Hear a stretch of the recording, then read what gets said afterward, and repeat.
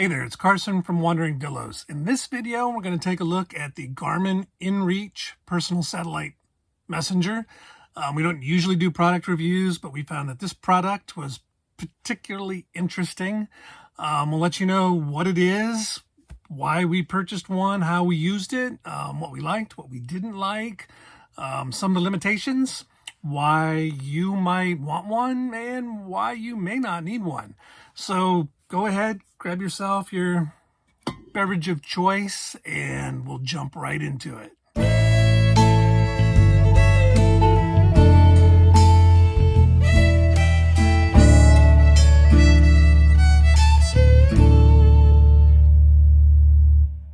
All right, what are we talking about? Well, this is the Garmin InReach Satellite Messenger. As the name implies, it is a device that allows you to connect through satellites.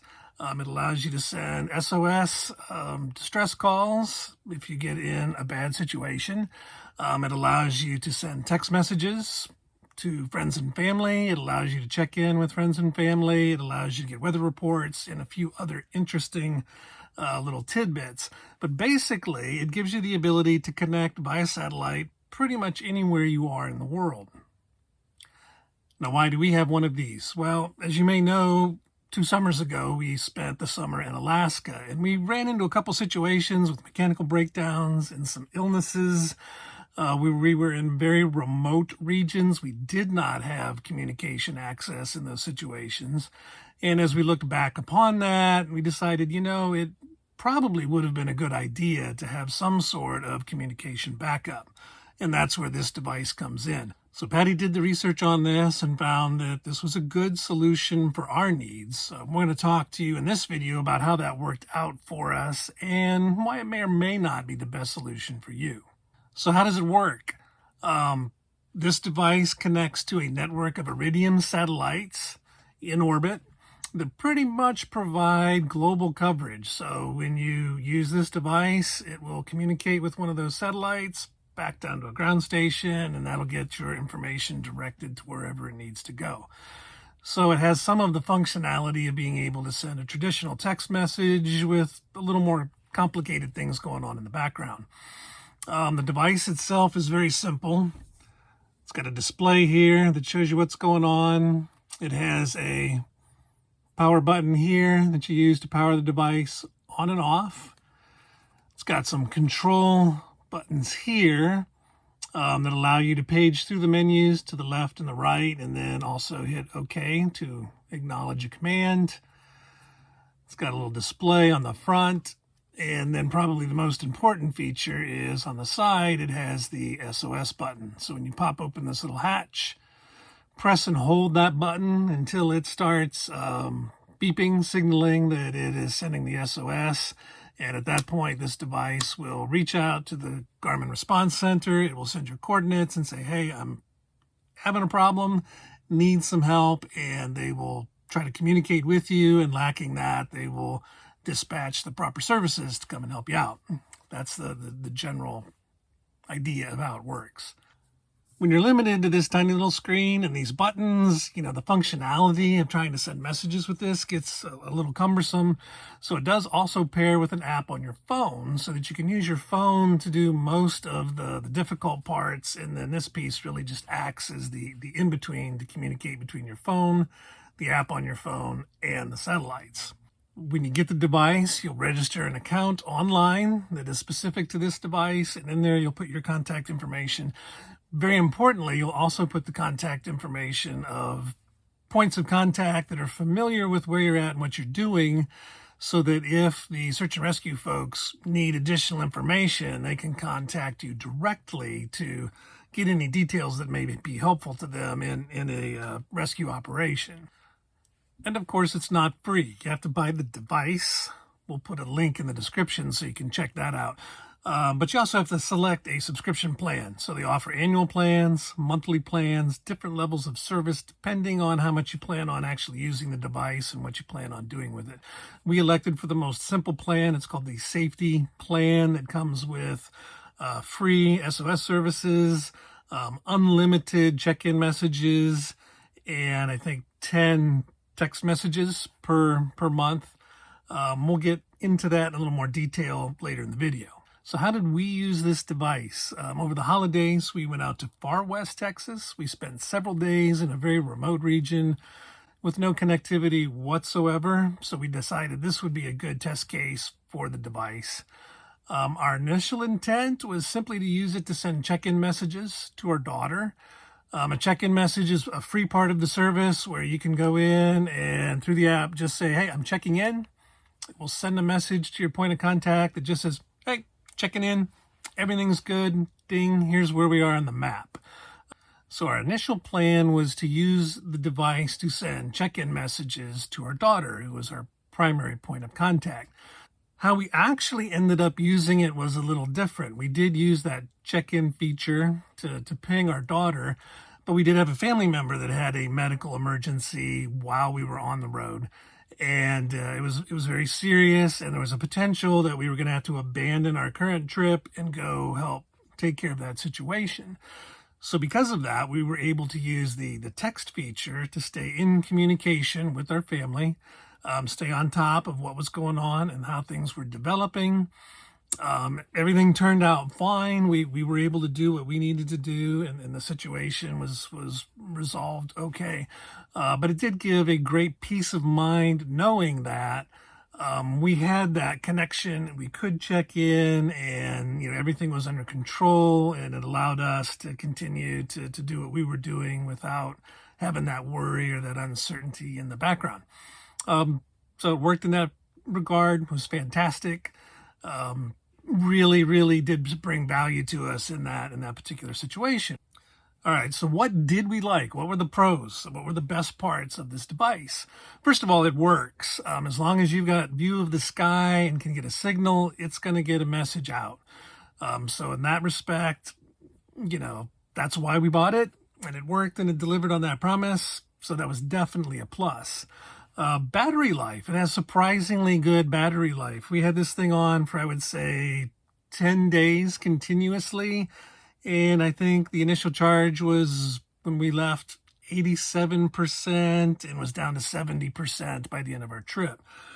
So it doesn't gobble up the batteries. Good battery life. You could probably get 2 solid weeks, out on the trails with this thing. The app on the phone was very easy to use, much easier to compose a text message using the keyboard on your phone than trying to use these little buttons and build a message literally one letter at a time. So the app was very good, worked very well. The other feature that we were surprised with and really liked was the weather updates. You can use one of your allotted messages to say, hey, can you give me a weather update for our location? And it will give you a pretty thorough 3-day forecast directly to your phone. So what didn't we like? The first thing was, it can be expensive. It does what it does well, but it comes at a cost. Our basic safety plan only came with 10 free messages. So once you've used those messages, each additional message will cost you 50 cents. So not a big deal. I mean, in the big picture, 50 cents, if it's allowing you to connect in a meaningful way, it's worth every penny, right? But I think we did go over our allocation because we were communicating with family and got up to maybe 25 extra messages. So, we dropped an extra $13 that we weren't planning. But again, worth it. You just need to know that with your plan, you get a fixed number of messages, and you'll want to monitor that. If you plan on doing much more intensive communication, probably worth it to pay for one of the higher tiers of coverage. My biggest pet peeve is the color. It's black, right? And so in the middle of the night, if you're trying to find this thing because you have an emergency, tracking it down could be a little bit of an issue. It is orange on the back. This is the downside. So when you use it, you want to make sure that this side, the side with the satellite antenna, is pointed up toward the sky. Why they didn't just go ahead and make the whole thing orange so it would be easy to find in low light situations, don't know. That's what I would have done. Make it easier to dig out of your bag, at 2 o'clock in the morning. The other thing is all of the controls on here are, again, black on black, pretty difficult. So I would recommend, if you're going to get this thing, become very familiar with the controls before you need it. Be able to, with your eyes closed, say, oh yeah, there's the power button, and be able to turn it off and on. That way, if you are in a low light situation, not going to be quite as important. The other thing that we really kind of didn't like was the fact that when you send messages, they are limited in the number of characters. So if you exceed 160 characters, that's going to get broken into 2 or more messages, depending on how much text you have. And as those go up and hit the satellite and come down and go to your recipient, they're not necessarily going to arrive in the order that they were sent. So if you have a long incoming message, it's going to get broken up into 2, 3, 4, 5 chunks. And those chunks may show up in kind of a random order. So it's not quite as smooth and seamless as you might be used to texting with your phone. Not a big deal, but again, remember that you're paying for each chunk. So if someone sends you a message and it gets broken into 5 pieces, yeah, you're paying for 5 incoming texts. Again, not a deal breaker, but was a little bit confusing at times as these things were coming in and we're like, this doesn't make any sense. And then a few minutes later, boop, oh yeah, well, okay, there's the piece that we're missing, and now it all makes sense. Some other things that you need to know.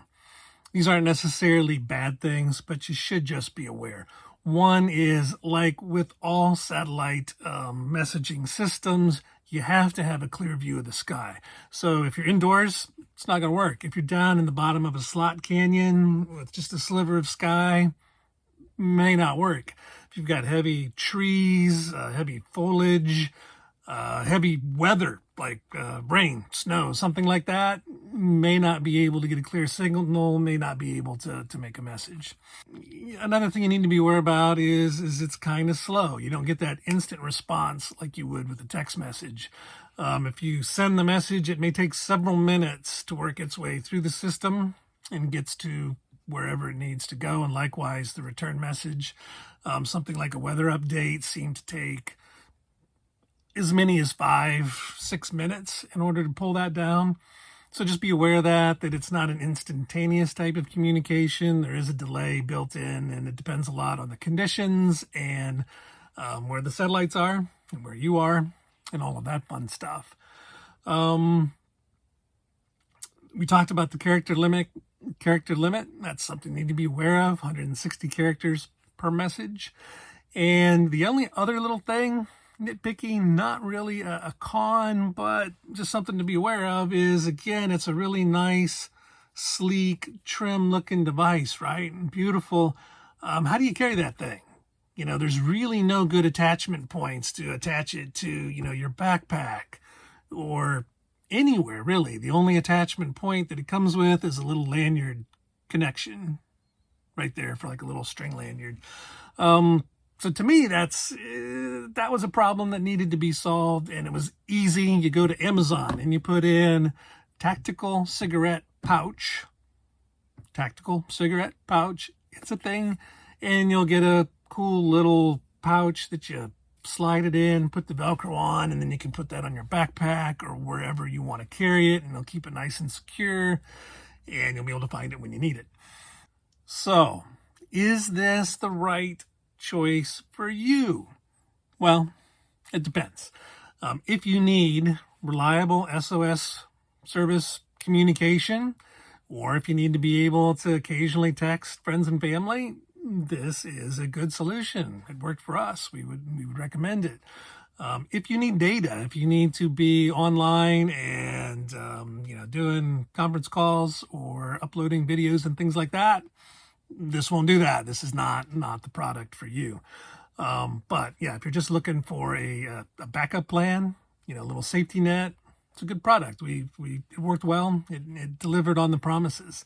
The reality is you may not need it depending on the current generation of phone that you have. Some of the newer phones will allow SOS communication via satellite. So this may not be something that you need if you happen to already have that in your toolkit. I would expect that within the next 2, 3, no more than 5 years, these will be obsolete. Everybody with the phone that you have in your pocket will have the ability to, via satellite, at least send out an SOS emergency signal. So that is all coming soon. So if you're planning a trip soon, check out your current technology. You may already have a solution. If not, this is something worth taking a look at. If you don't have an immediate need, I would hold off, because within a year or two, your next phone will probably have all of this capability built into it. So anyway, that's what we've got for you today. I hope it was a useful video for you. Take care of yourselves, and we'll look for you out on the road.